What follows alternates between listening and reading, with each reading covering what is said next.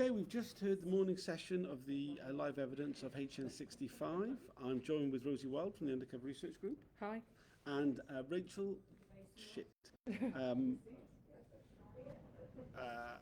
another person who was here and decided not to join us. Yeah. Anyway, so what are your thoughts on hearing HN65 evidence this morning?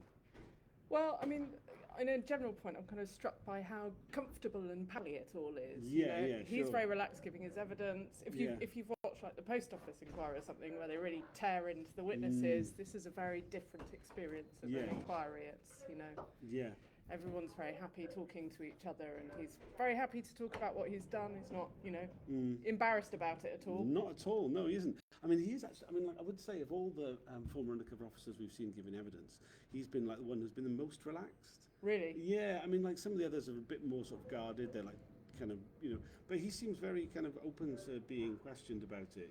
I thought that was. He's very chatty, isn't he? Very chatty. I mean, I was a bit. I mean, he got so chatty. In fact, he accidentally revealed the real name of an undercover officer. I know, that was very exciting. It was. Yeah, I mean, this is my first day. It's just this happen every day. I'll keep coming back. I mean, it does know. I mean, it is the best excitement we get when we get a blurt, as the staff call it. So, I mean, like, it was mostly concerned with his infiltration of CND, which he claimed was not a threat in any way before he was deployed, and was not a threat at all after he was deployed. But while he was deployed, it was important. Yeah, very important. Very important. It was reported on. And he used this line we've heard from previous undercover officers, that it's just important to know when things aren't going to happen as much as when they are going to happen. His justification for reporting is really flimsy. So as well, he's saying, I wasn't really reporting on CND, I was reporting on the bad people that might want to influence CND, but actually, didn't, because nothing bad happened. But it was really important that I was there, even though CND are really, really nice. And then when put to him, well, actually you're, because we saw report after report after report of people doing completely legal, nice, democratic stuff that they should be allowed to do, and then but you have to report on that in case the bad people had influenced that. You have to report on that because it's really important to know when people are just doing law-abiding democratic stuff, so that we know not to go and bother them. And that's such a rubbish, flimsy excuse. You're basically reporting on everything because you're embedded with an organisation you should never be spying on in the first place. Yeah, absolutely. I mean, it was quite interesting. So he originally was tasked to infiltrate a split from the international Marxist group. It was called the League for Labour Action or something? Or Socialist. So Social Action. I forget the name. I'd never heard of them before. I've got to be honest. As I pointed out to people, I'm not a left-wing trained spotter. I'm an anarchist. I don't really know these little left-wing groups. But had to leave because they were about to mass join the Labour Party.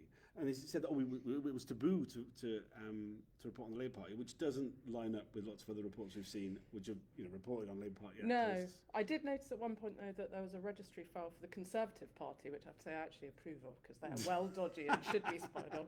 Well, right, yeah. But like it was quite interesting how it seems like he ended up sort of reporting on CND because he'd gone along to the local CND branch meetings, like joining the local library to test out his cover, which, I mean, I don't know if I believe him or not really on that, but essentially it seems like he just didn't have anything better to do, and he joined CND already, so he might as well report on CND, and he kind of kept that going for 5 years.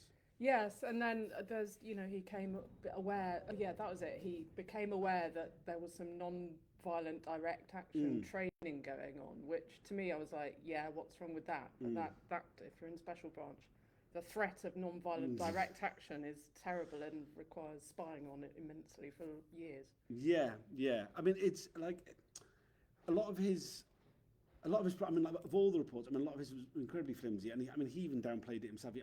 He started trying to defend himself a bit in places. Yeah. But I mean, David Barr, KC, who was questioning him, was like, I can see you're smiling. This isn't really defensible, is it? And he was like, we got a lot of that. There was one specific thing where he'd tipped off the Prime Minister, who's Thatcher at the time's close protection people. He'd reported on some entirely lawful democratic action that CND was going to be doing during an election campaign that he'd then reported on to Special Branch, knowing that it would probably be used in a political way. I mean, I thought that was actually one of a massive admission he made.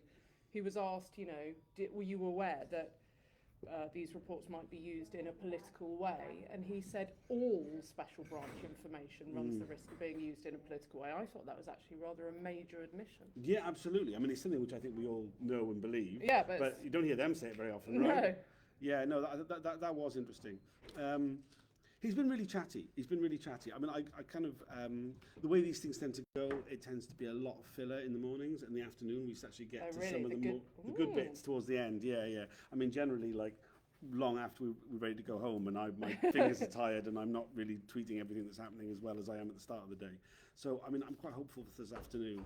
Is there any other points you want to make about HN65 this morning? Not off the top of my head. I mean, I'm hoping, if that was the less exciting part of the day, I'm looking forward to all the other police he's going to name in the afternoon that we can know. Yeah, that'd be good, wouldn't it? HN65, cover name John Kerry, deployed into CND, the campaign against racist laws, and various other smaller groups. Interesting character. More this afternoon. Please tune in. Be tweeting under this hashtag Spycops as ever.